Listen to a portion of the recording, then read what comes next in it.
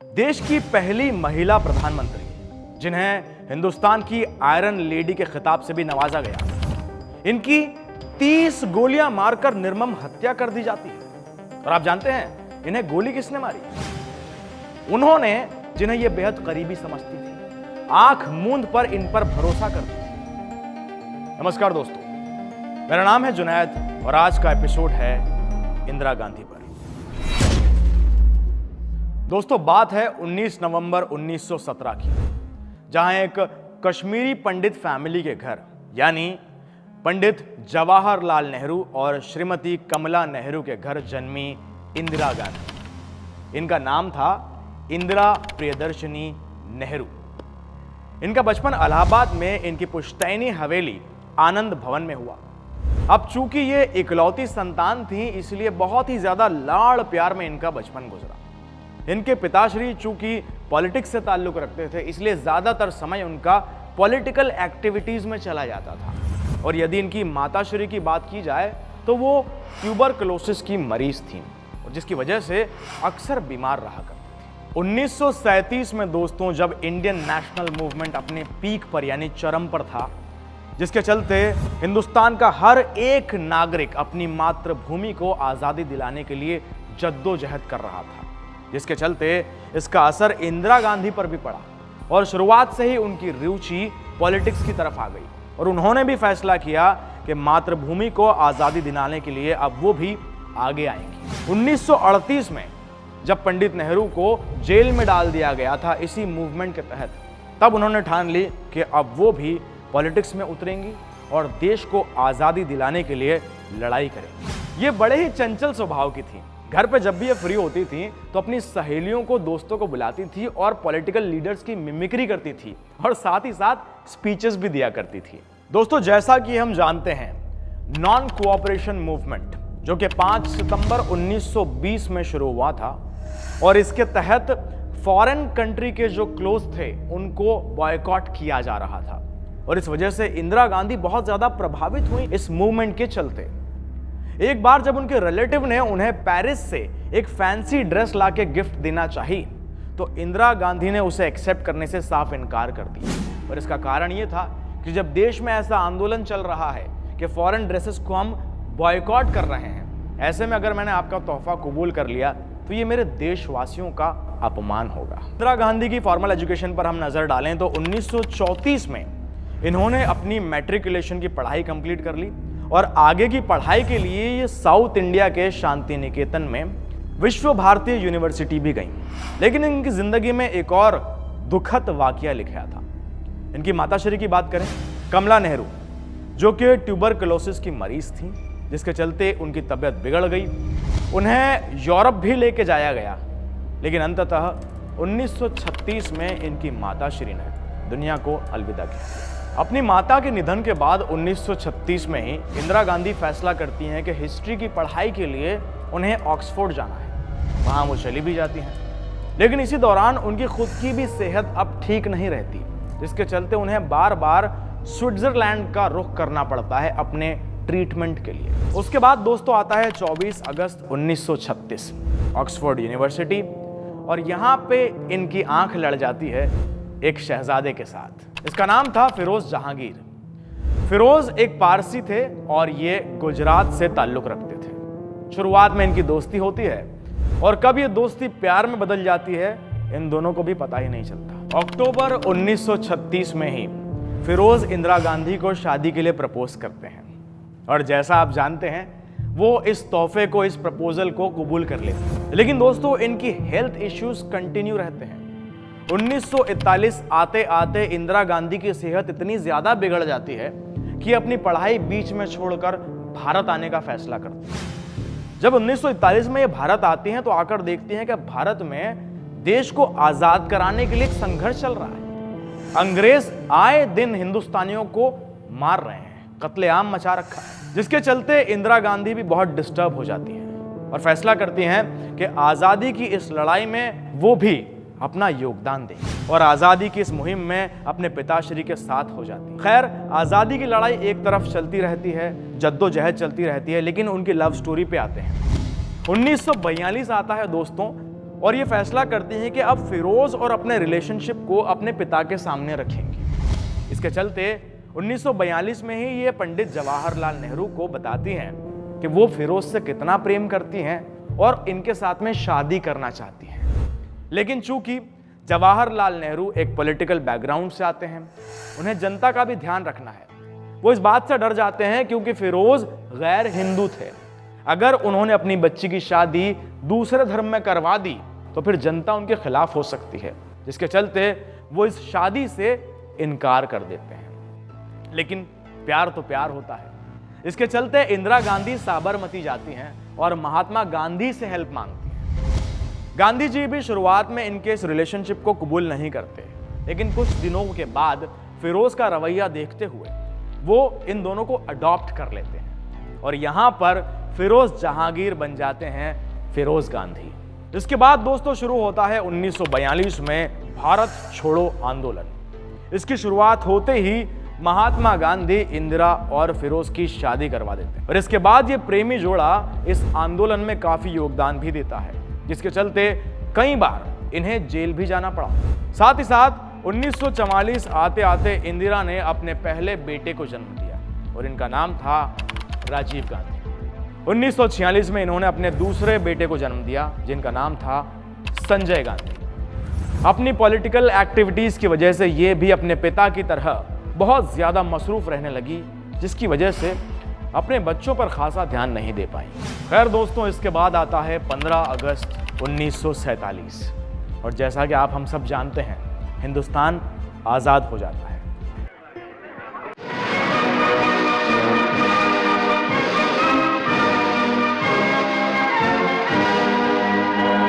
लेकिन इसके बाद एक और बड़ी समस्या जन्म लेती है और वो है हिंदुस्तान और पाकिस्तान का बंटवारा। उस दशक के लोग ही अच्छे से बता पाएंगे कि कैसे खून की नदियां बही, कैसे हिंदुस्तान और पाकिस्तान में कत्लेआम मच गया।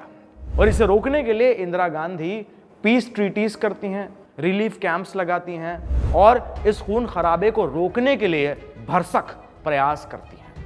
लेकिन जिसके चलते वो नजर में आ जाती है कम्युनिस्ट पार्टीज के और वो इनकी जान के दुश्मन बन जाते हैं। लेकिन फिर भी इंदिरा गांधी अपने कर्तव्यों को पूरी निष्ठा के साथ निभाती रहती हैं। उनके देश प्रेम से प्रभावित होकर 1959 में इंदिरा गांधी को इंडियन नेशनल कांग्रेस का प्रेसिडेंट बना दिया जाता है। उसके बाद 1964 में जब उनके पिता की मृत्यु हो जाती है, उसके बाद उन्हें राज्यसभा के मेंबर के रूप में स्वीकार कर लिया जाता है और इसके बाद में देश के प्रधानमंत्री बनते हैं लाल बहादुर शास्त्री। दोस्तों 1966 ये साल वो साल था जब इंडियन पॉलिटिक्स में बहुत ज्यादा डिस्टर्बेंस आने लगा, क्योंकि इसी साल लाल बहादुर शास्त्री की मृत्यु हो गई और उसके बाद मानो इंडियन नेशनल कांग्रेस के लीडर्स के अंदर अगले प्रधानमंत्री बनने की होड़ सी लग गई और इसी के चलते हिंदुस्तान की इकोनॉमी भी बहुत नीचे आ गई थी। यहां तक कि हिंदुस्तान में फूड शॉर्टेज होने लगी और ऐसे में इंडिया को जरूरत थी एक मजबूत प्राइम मिनिस्टर की, जिसके चलते इंदिरा गांधी ने भी प्राइम मिनिस्टर की पोजीशन के लिए अर्जी डाली। लेकिन गेस व्हाट, इनको इन्हीं की पार्टी से कोई खासा सपोर्ट नहीं मिला। लेकिन चूंकि देश को एक अच्छे प्राइम मिनिस्टर की जरूरत थी और कोई और अच्छा विकल्प मौजूद नहीं था, इसके चलते मजबूरी में ही सही इंडियन नेशनल कांग्रेस ने इंदिरा गांधी को देश का तीसरा प्रधानमंत्री बना दिया। दोस्तों, मैंने मजबूरी इस शब्द का प्रयोग इसलिए किया क्योंकि इंडियन नेशनल कांग्रेस इस बात को भली भांति जानती थी कि इंदिरा गांधी काफी शांत स्वभाव की महिला थी और उनसे हर वो काम करवाया जा सकता था जो इंडियन नेशनल कांग्रेस चाहती थी और इसी के चलते वो बन गई देश की पहली महिला प्रधानमंत्री। इस पद को स्वीकार करते ही एक साल बाद उन्होंने हिंदुस्तान की पॉलिटिकल, इकोनॉमिकल, नेशनल और इंटरनेशनल कई सारी पॉलिसीज में बहुत सारे रेडिकल चेंजेस लेके आए। 1967 आते आते हिंदुस्तान की हालत यह थी कि अपने फूड सप्लाई के लिए हिंदुस्तान अमेरिका पर बहुत ज्यादा निर्भर करता था, जिसके चलते इंदिरा गांधी ने फूड सिक्योरिटी को इंश्योर करने के लिए फार्मर्स को कई सारा डोनेशन भी दिया, जिसके चलते दोस्तों जो लाल बहादुर शास्त्री के वक्त में ग्रीन रेवोल्यूशन शुरू हुआ था उसको आगे बढ़ाने का बीड़ा उठाया श्रीमती इंदिरा गांधी। उसके बाद दोस्तों आता है 1969। अब होने थे देश के अंदर राष्ट्रपति चुनाव। इंदिरा गांधी चाहती थी कि राष्ट्रपति बने वीवी गिरी, लेकिन इंडियन नेशनल कांग्रेस चाहती थी कि राष्ट्रपति बने एनएस रेड्डी। अब चूंकि इंदिरा गांधी प्राइम मिनिस्टर थी, उनके पास पावर भी था, तो उन्होंने प्रेसिडेंट बना दिया वीवी गिरी को, जिसके चलते इंडियन नेशनल कांग्रेस के साथ इंदिरा गांधी के थोड़े से रिश्ते खट्टे हो गए। इसके बाद दोस्तों 1970s आते आते इंदिरा गांधी ने एक और बड़ा फैसला लिया, और यह फैसला था 14 मेजर बैंक्स को बिना फाइनेंस मिनिस्टर से पूछे नेशनलाइज करने का। और दोस्तों ये फैसला इतना ज्यादा सक्सेसफुल हुआ कि इंडियन इकोनॉमी में एक नया बूस्ट आ गया, एक नई उमंग जाग पड़ी। इसके अलावा इंदिरा गांधी ने जेंडर इक्वालिटी पे भी बहुत काम किया है। दोस्तों कॉन्स्टिट्यूशन प्रोविजन के हिसाब से हिंदुस्तान को प्रिंसली स्टेट्स को उनके कुछ स्टेट्स के हिसाब से एक फिक्स्ड अमाउंट देना होता था। प्रिंसली स्टेट मतलब आसान भाषा में कुछ ऐसे राज्य जिन पर ब्रिटिशर्स का कोई रूल नहीं था। लेकिन इंदिरा गांधी की नजर में यह अमाउंट देना इतना ज्यादा भारी पड़ रहा था कि जिसके चलते हिंदुस्तानी इकोनॉमी बर्बाद हो रही थी, और इसी के चलते इंदिरा गांधी ने इसके खिलाफ सुप्रीम कोर्ट में एक अर्जी भी लगाई, लेकिन उनकी अर्जी को खारिज कर दिया गया। इसके चलते दोस्तों इंदिरा गांधी इतनी ज्यादा गुस्सा हुई कि उन्होंने लोकसभा को ही डिसॉल्व कर दिया, और उसके बाद निर्धारित समय से 1 साल पहले, जी हां, मार्च 1971 में चुनाव करवा दिए, जिसके चलते पूरी की पूरी इंडियन नेशनल कांग्रेस इंदिरा गांधी के खिलाफ खड़ी हो गई, और उन्होंने रैलियां भी निकाली इंदिरा हटाओ करके।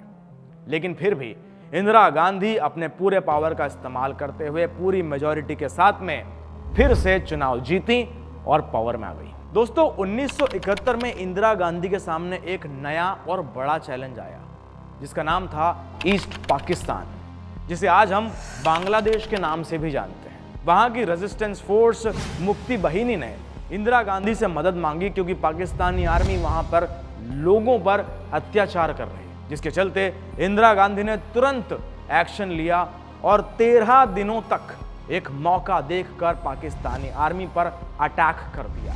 ये युद्ध 13 दिनों तक चला, और उसके बाद में आखिरकार ईस्ट पाकिस्तान बन गया बांग्लादेश। और इसके बाद से ही इंदिरा गांधी का फेम पूरे विश्व में छा गया, और इन्हें जाने जाने लगा आयरन लेडी ऑफ इंडिया के नाम से। इसके बाद दोस्तों 1974 आते आते हिंदुस्तान ने पीसफुल न्यूक्लियर टेस्ट भी किया, जो कामयाब रहा। लेकिन इसी के साथ साथ देश में अनएम्प्लॉयमेंट भी बहुत ज्यादा बढ़ने लगा। 1975 के चुनाव को नल एंड वॉइड करार दे दिया गया और उसे निरस्त कर दिया गया, जिसके चलते जनता भी इनके खिलाफ हो गई। इंडियन नेशनल कांग्रेस भी इनके खिलाफ पहले से चल रही थी। जो भी इंदिरा गांधी के खिलाफ कुछ बोलता उसे उठाकर जेल में डाल दिया जाया करता था। इसके बाद दोस्तों हाई कोर्ट ने इंदिरा गांधी को लोकसभा से हटा दिया, और साथ ही ये ऑर्डर भी दिए कि अगले 6 साल तक आप चुनाव में नहीं खड़ी हो सकती।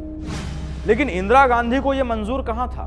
उन्हें इस पर इतना क्रोध आया कि उन्होंने जून 1975 से मार्च 1977 तक इमरजेंसी लागू कर दी, यानी कि पूरे हिंदुस्तान में सिर्फ सेंट्रल गवर्नमेंट की चलेगी, यानी कि स्टेट गवर्नमेंट के सारे पावर्स, सारे राइट्स खत्म। आम पब्लिक के ह्यूमन राइट्स वो भी खत्म, और इसके चलते कई सारे लोग उनके खिलाफ हो गए।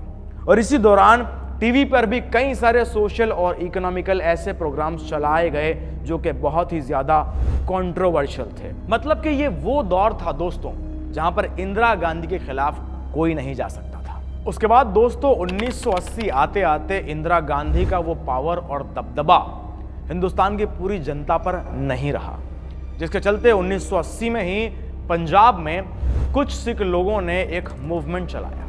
उनकी यह मांग थी कि वो एक अपना इंडिपेंडेंट नेशन चाहते हैं। वह हिंदुस्तान की मेजॉरिटी हिंदू कम्युनिटी के साथ में नहीं रह सकते। उनको यह लगा कि शायद गवर्नमेंट इस बात पे उनका साथ देगी और उनके लिए कुछ करेगी, लेकिन हुआ इसका बिल्कुल विपरीत। उनके खिलाफ इंदिरा गांधी ने एक टफ फैसला ले डाला, जिसके चलते पूरा पंजाब इंदिरा गांधी के खिलाफ हो गया, और उनकी बस एक ही डिमांड थी, फॉर्मेशन ऑफ खालिस्तान। इसके बाद जनता और इंडियन नेशनल कांग्रेस ये चाहते थे कि इंदिरा गांधी इस कम्युनिटी के खिलाफ कोई ठोस कदम उठाए। और उसके बाद दोस्तों वो हुआ जिसके बारे में इतिहास में किसी ने नहीं सोचा था। इंदिरा गांधी ने एक नया मूवमेंट चलाया जिसका नाम था ऑपरेशन ब्लू स्टार। 1 जून 1984 को इंदिरा गांधी ने इंडियन आर्मी को हुक्म दिया कि वो गोल्डन टेम्पल पर रेड करें। इस ऑपरेशन ब्लू स्टार में गोल्डन टेम्पल को तो बहुत नुकसान हुआ ही हुआ, लेकिन इस सिख विद्रोह की वजह से कई हिंदुस्तानी सैनिक भी अपनी जान से हाथ धो बैठे। इसके बाद क्या था, पूरी सिख कम्युनिटी इंदिरा गांधी के खिलाफ हो गई और उनको यह लगने लगा कि इंदिरा गांधी अब जिंदा नहीं बचनी चाहिए क्योंकि उनका अस्तित्व इस कम्युनिटी के लिए खतरा है। इंदिरा गांधी का एक बॉडीगार्ड था, बेअंत सिंह नाम था उसका, और वो सिख कम्युनिटी से ही आता था। ऑपरेशन ब्लू स्टार के चलते इंदिरा गांधी को राय दी गई कि आप अपने बॉडीगार्ड का तबादला कहीं और कर दें, लेकिन इंदिरा गांधी की यह सबसे बड़ी गलती साबित हुई। उन्हें अपने बॉडीगार्ड यानी बेअंत सिंह पर आंख मूंद कर भरोसा था, और यह भरोसा भी उन्होंने इसीलिए जताया था कि वो ये दुनिया को दिखाना चाहती थी कि वो सिख कम्युनिटी से कितना प्रेम करती हैं। गोल्डन टेम्पल पर रेड करने के बाद पूरी सिख कम्युनिटी इंदिरा गांधी के खिलाफ हो जाती है। लेकिन इसके बाद में एक दिन आता है जब पीटर उस्टिनोव वो राब्ता करता है इंदिरा गांधी के साथ और कहता है कि मैं आपके साथ में मुलाकात करना चाहता हूं और आपके लिए एक डॉक्यूमेंट्री बनाना चाहता हूं, जिस पर इंदिरा गांधी मान जाती हैं और यह खबर पूरे हिंदुस्तान में आग की तरह फैल जाती है। दोस्तों, इंदिरा गांधी एक ऐसी शख्सियत थी जिनसे आप प्यार भी कर सकते हैं, जिनसे आप नफरत भी कर सकते हैं, लेकिन इनको आप इग्नोर नहीं कर सकते। और इसी के चलते इधर डॉक्यूमेंट्री की तैयारियां होती है, मीटिंग की तैयारियां चल रही होती हैं, लेकिन कुछ लोग जो इंदिरा गांधी का मर्डर प्लान कर रहे थे वो इनके 2 बॉडीगार्ड्स यानी बेअंत सिंह और सतवंत सिंह को पैसे देकर प्लान करते हैं इंदिरा गांधी की हत्या के लिए। दोस्तों, इसके बाद दिन आता है 31 अक्टूबर 1984 का। समय सुबह लगभग 7:30 बजे। इंदिरा गांधी तैयार होती हैं अपने ब्रिटिश राइटर से मिलने जाने के लिए। इन्होंने पहनी है केसरिया साड़ी।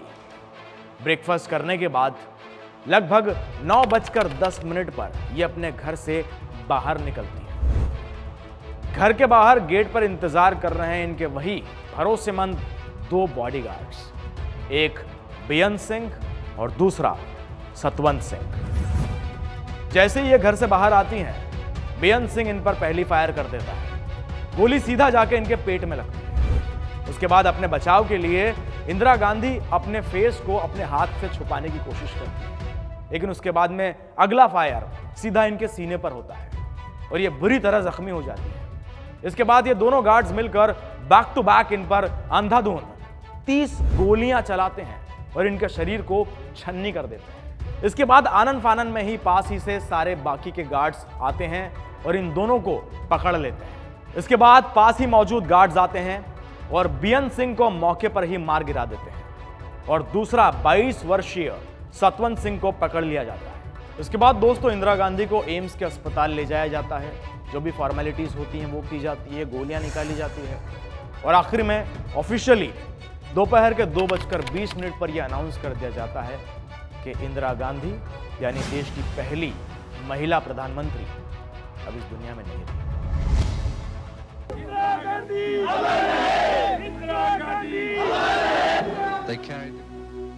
इसके बाद देश में जनता में आक्रोश और बढ़ जाता है और सिखों की हत्या का सिलसिला शुरू हो जाता है। और इस बात को देखते हुए इंडियन नेशनल कांग्रेस इंदिरा गांधी की हत्या के बाद में तुरंत ही उनके बड़े बेटे यानी राजीव गांधी को देश का अगला प्राइम मिनिस्टर बना दिया। मैं जीवित रहूं या ना रहूं, मुझे चिंता नहीं है।